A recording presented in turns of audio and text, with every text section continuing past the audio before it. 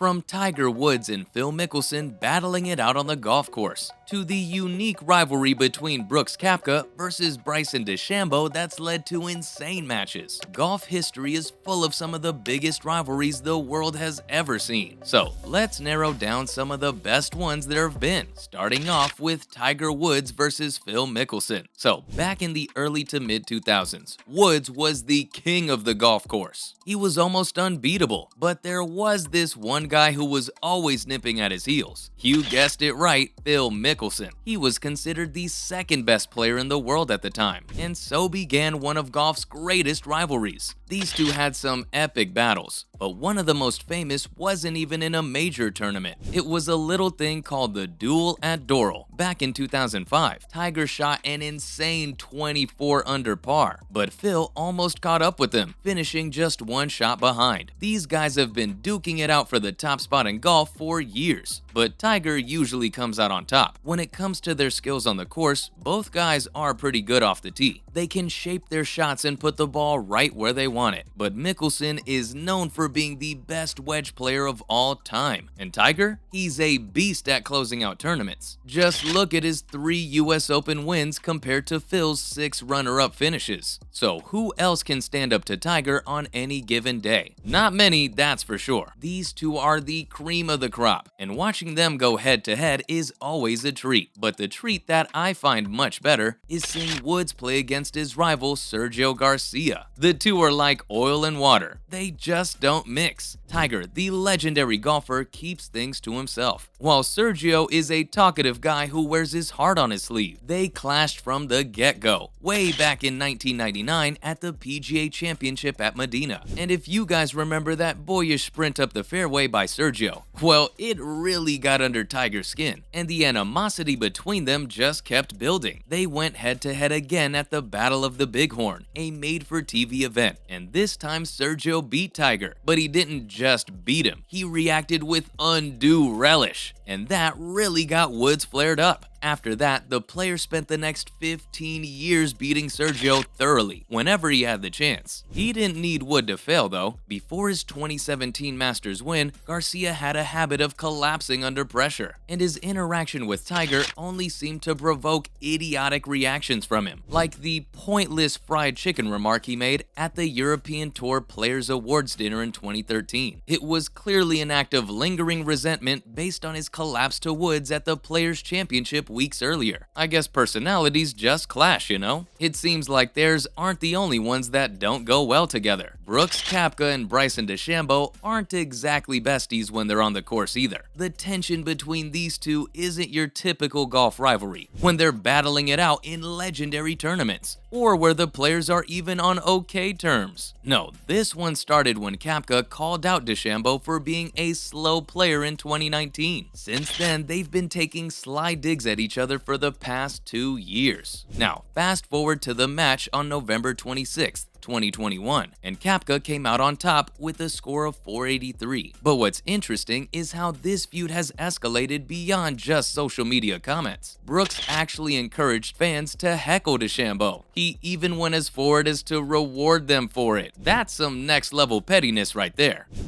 Gentlemen, thanks for your time. I think before this is all over, we should have Brooks and Bryson hug in the middle of the room to prove how much of a team we are. They're gonna hug, right? Why can't we? And it's not just the antics that make this feud stand out. Both Koepka and DeChambeau are major champions, and they are likely to win more in the future. Plus, the fact that they're both really good just adds to the tension. It's a unique and personal rivalry that's got everyone in the golf world buzzing. But if we're talking about unparalleled rivalries, the legendary Arnold Palmer versus Jack Nicklaus feud is unparalleled. These guys were like polar opposites when it came to their backgrounds. Arnold grew up poor in rural Pennsylvania and even served in the Coast Guard, while Nicklaus was a country club kid from an upper middle class family in Ohio. But they both ended up dominating the golf scene in the late 1950s through the 1980s. Palmer was the first superstar of golf's TV age and had already won 5 majors before the 1962 US Open. He was the favorite to win, but a 22-year-old Nicklaus had different plans. Nicknamed the King, Palmer Palmer had the crowds on his side, but it was Nicklaus who won by 3 strokes in a playoff. That was the start of one of the greatest rivalries in golf. Palmer retired with 7 major championships and 62 PGA Tour titles, while Nicklaus went on to win a record 18 majors and 73 victories. And get this, from 1958 to 1980, either Palmer, Nicklaus, or both finished in the top 3 of at least one major every year, except for 1969. That is some serious dominance. Their rivalry even extended beyond the golf course to business, especially when it came to golf course design. Nicklaus once said, "All our lives we've competed against each other. Arnold and I fight like the devil about stuff." So yeah, they were friendly enemies or adversarial friends. The trees were big. Well, they grew a lot from 1957 to 1959. The first time I came here was March 1959. I came down here with a friend of mine from college. Whatever you want to call it. But there's no denying that they pushed each other to be better and gave us some of the most memorable moments in golf history. But they didn't push each other as much as Patrick Reed and Jordan Spieth did. Let's just say that the pair aren't exactly best buds. It's a bit of a one-sided feud because Spieth is all old school and keeps his drama private, but Reed is more of a loose cannon. They were cool at first, especially in 2014 and 2016 when they played at the Ryder and President's Cup. But things started to get weird in 2018. First, Reed got denied relief by an official at Bay Hill, and he grumbled about how he needed to beat Jordan Spieth to get what he wanted. Then at the WGC match play, he made a joke about carrying Spieth at the Ryder Cup.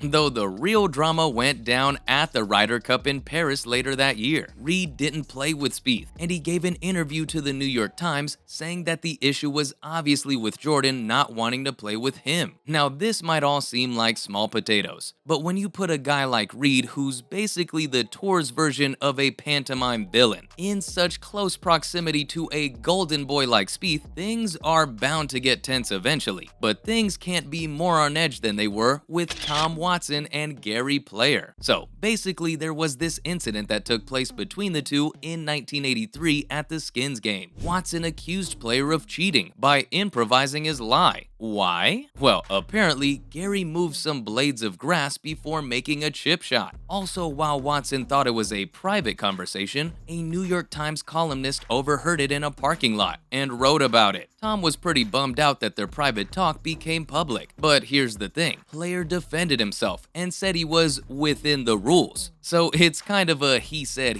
situation. They didn't stay enemies though, at least not publicly. But I guess it just goes to show that you never know who might be listening in on your conversations, even in a parking lot. That's all for the biggest rivalries in golf history. Thanks for watching, and I'll see you next time.